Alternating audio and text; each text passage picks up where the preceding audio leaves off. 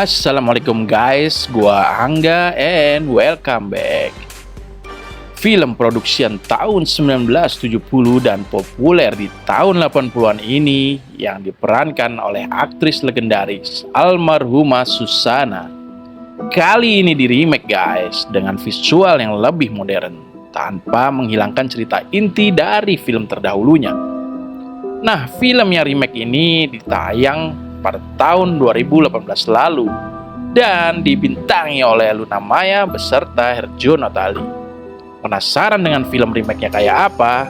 Langsung aja kita simak. This is Bernafas Dalam Kobo. Film dimulai dengan datangnya seorang pria yang bernama Satria mengunjungi istrinya yang bernama Susana. Oh, ternyata Satria ditelepon Susana karena Susana lagi tak enak badan. Dan ternyata juga Susana memberi kabar kalau telah mengandung anak pertama mereka. Setelah mendengar kabar baik itu, Satria kembali ke kantornya bersama Susana.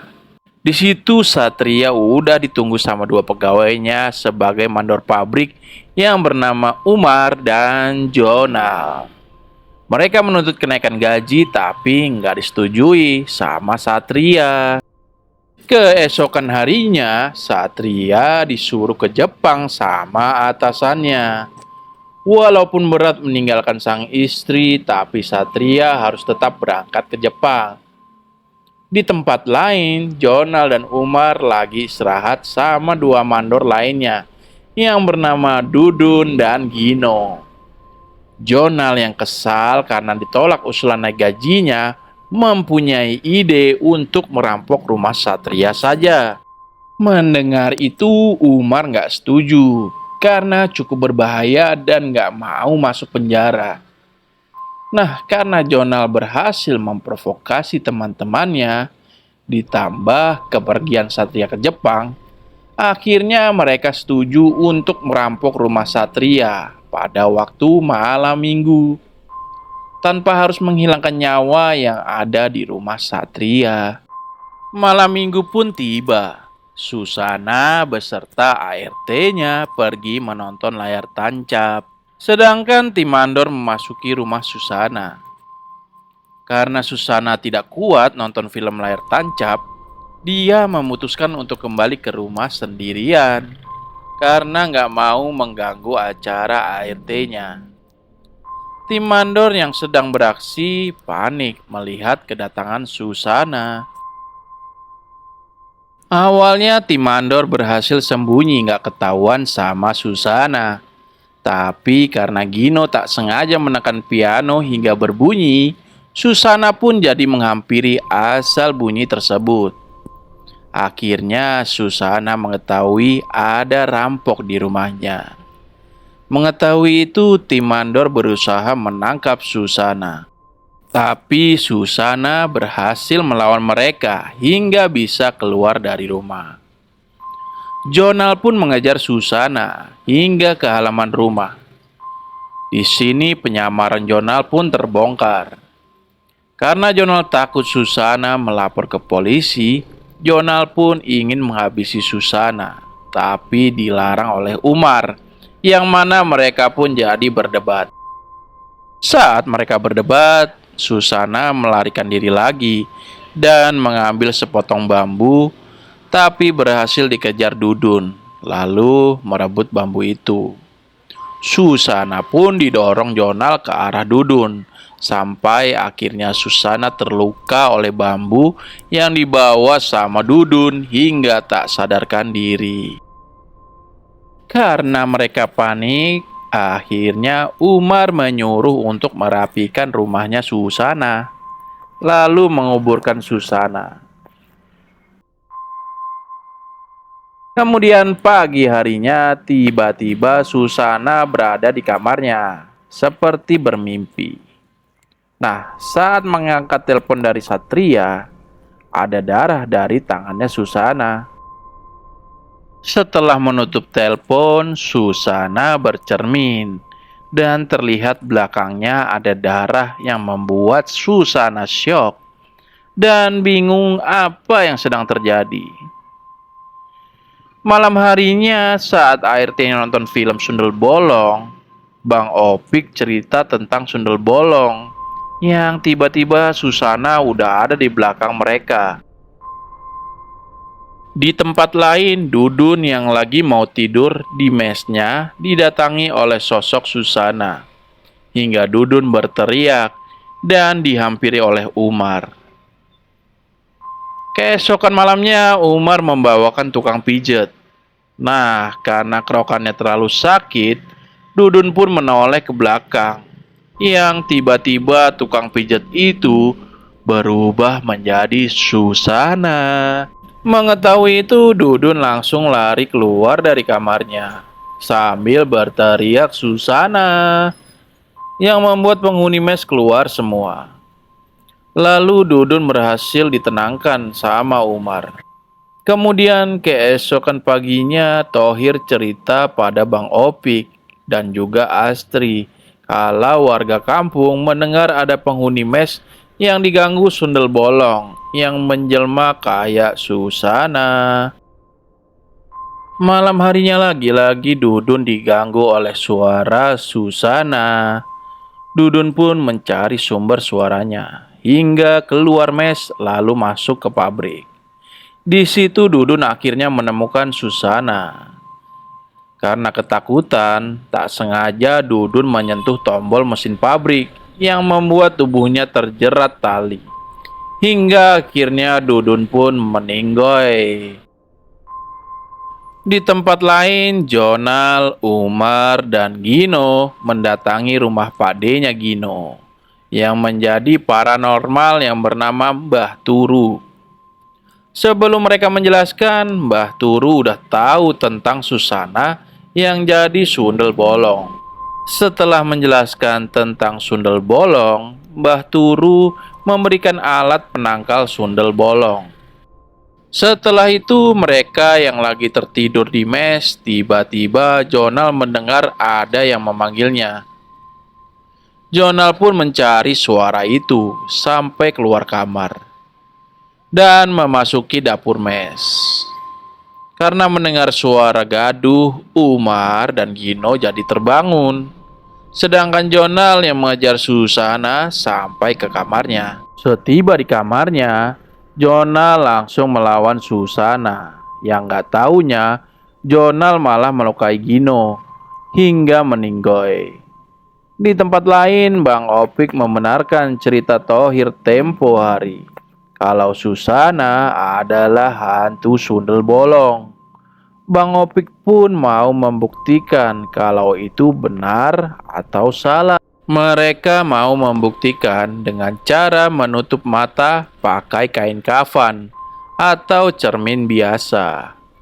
Lalu mereka beraksi di saat Susana tertidur. Asri yang memasuki kamar Susana ingin melihat Susana lewat cermin yang dibawa. Tapi sayang cerminnya terjatuh. Saat Asri mau mengambil cermin itu, tiba-tiba jam di kamar itu berbunyi yang membuat mereka jadi panik. Bang Opik pun refleks menutupkan kepalanya dengan kain kafan. Dari balik kain kafan itu, Bang Opik tidak melihat Susana di tempat tidurnya. Tapi begitu dilihat dengan mata telanjang, Bang Opik melihat ada Susana di tempat tidurnya. Saat fokus kayak gitu, Bang Opik dikagetin sama Thohir. Bang Opik pun refleks melemparkan kain kafannya ke kepala Thohir.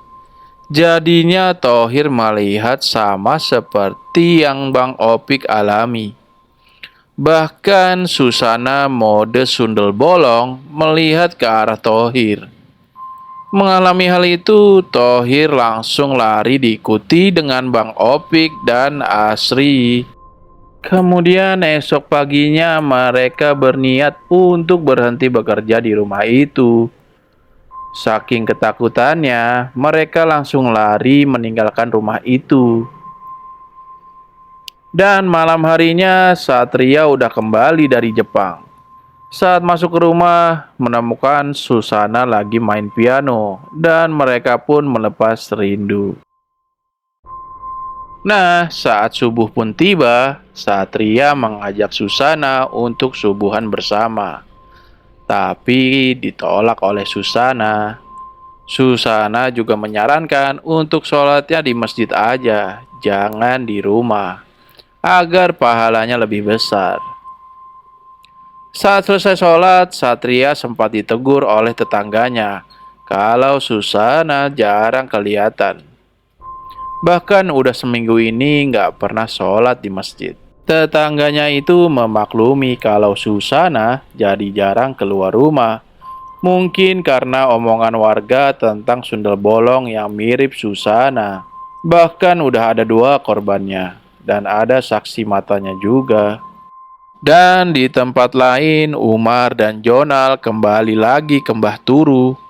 Karena Mbah Turu emosi, ponakannya udah jadi korban sundel bolong. Mbah Turu pun berniat memusnahkan sundel bolong, yaitu dengan cara membakar rumahnya atau menyakiti suaminya. Esokan harinya di tempat kerja, Satria mendapat telepon bahwa Satria diberi info kalau istrinya udah meninggoy dan jasadnya dikuburkan di halaman rumah. Satria yang udah pulang ke rumahnya menanyakan tentang hal tersebut dan berita-berita dari warga sekitar. Di situ Satria memaksa mengajak Susana untuk mengaji bersama. Dan tiba-tiba Susana langsung berteriak hingga melarikan diri. Melihat tingkah istrinya kayak gitu, Satria pun bergegas ke halaman rumahnya untuk mencari makam yang diinfokan dari telepon tadi. Setelah menggali hingga malam, benar saja Satria menemukan jasad istrinya. Satria sangat terpukul menyaksikan itu semua. Sedangkan Umar dan Jonal memprovokasi warga untuk mengusir Susana si sundel bolong. Kita kembali ke Satria yang langsung menemui Susana KW.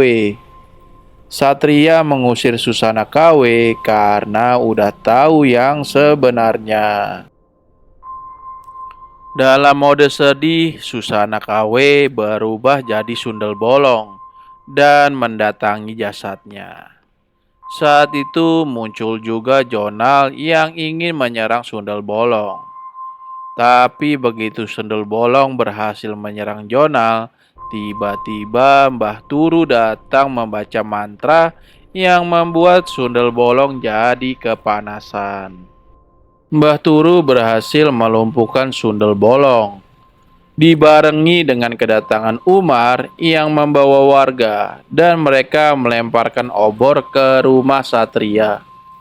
Satria pun keluar rumahnya dan coba menenangkan warga. Umar yang memprovokasi warga akhirnya membakar rumah Satria. Lalu Umar membawa Satria dan memberitahu kalau Satria harus mengusir sundel bolong. Satria pun dibawa ke tempat Mbah Turu. Di situ Satria melihat kalau sundel bolong udah ditangkap.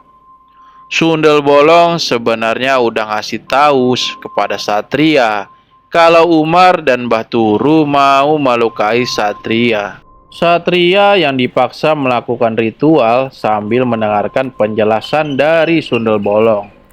Akhirnya Satria sadar dan berhasil melawan mereka semua. Lalu melepaskan keris yang ada di kepala sundel bolong. Mbah Turu dan Jonal pun lari, sedangkan Umar adu mekanik sama Satria.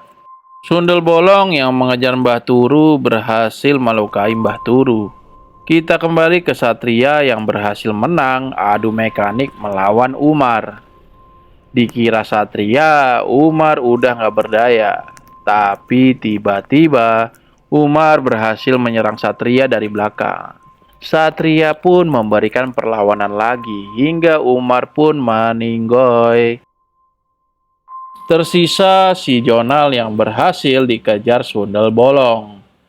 Di situ Jonal pun harus meninggoy karena diserang juga oleh sundel bolong dengan cara dikubur hidup-hidup seperti yang dilakukan pada Susana. Setelah semuanya beres, sundel bolong itu pun terjatuh dan ditemukan oleh Satria.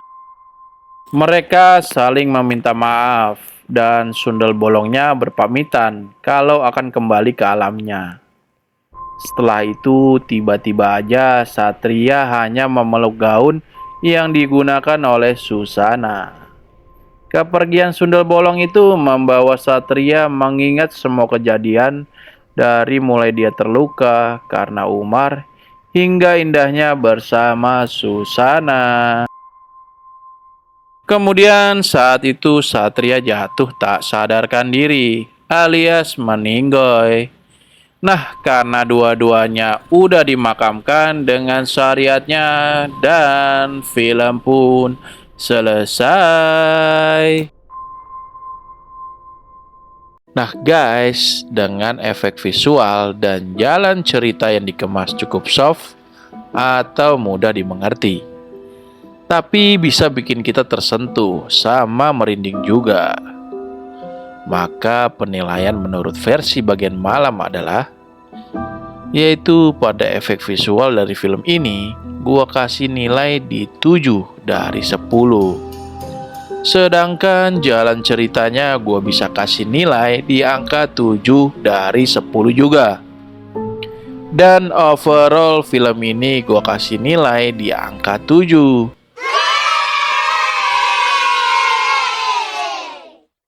Jadi guys, ini salah satu film horor yang gue rekomendasiin buat kalian tonton. Oke guys, see you next video.